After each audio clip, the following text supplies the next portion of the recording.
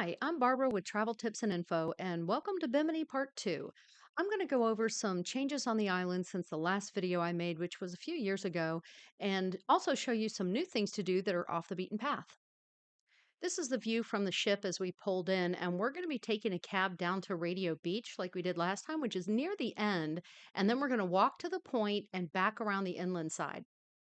I did have a picture of the pier on my last video, but this one is a little bit better because it shows the whole area. So you walk down the pier, there's some little tents there where the tram picks you up. And if you don't want to take the tram, you just walk all the way to the end, and that's where you pick up the taxis.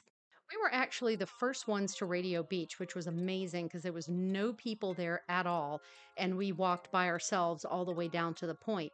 But it's, I think, maybe half a mile, three-quarters of a mile. And by the time we got to the point, it was so crowded down there.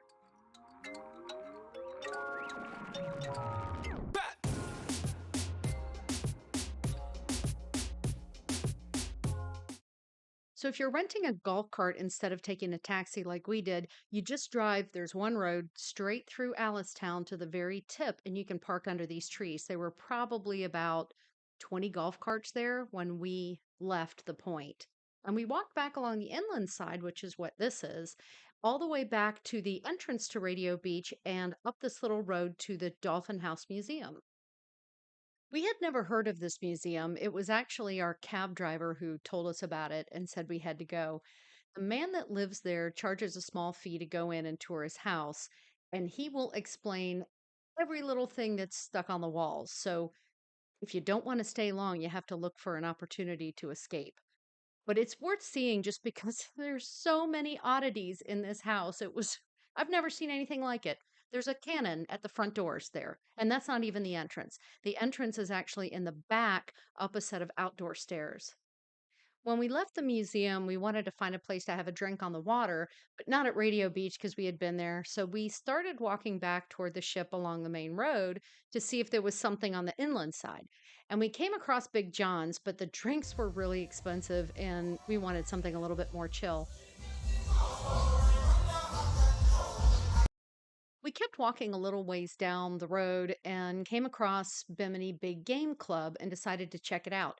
It's really cool. It's like this little oasis with a marina, a pool, a restaurant, and a convenience store that sold cold beer and t-shirts, and the beers were only 3 for $10.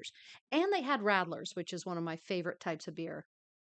After we got our drinks and snacks, we wandered around the grounds and the marina and found a charter fishing office that had contact information. So I posted that sheet here with all the boats on it and what they offer. Of course, it may have changed by the time you see this, but at least it gives you an idea of what they have. They also had a dive shop on the premises. We left there and kept walking back toward the ship to see if there was a place to sit by the water and drink our beers. And we came across Heroes Park. It's really small and quiet. We were the only ones there.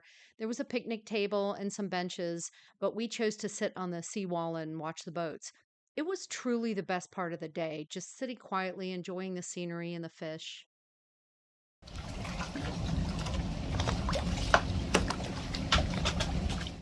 It was a little too far to walk back to the ship, so we called the same taxi driver who took us in the morning. I've got his business card right there. And the last picture is of the beach where the taxi dropped us off right at the end of the pier. So if you don't want to go all the way down to Radio Beach, this is a nice alternative. I hope you enjoyed part 2 of the Bimini tour. If you did, please click the thumbs up and subscribe to my channel.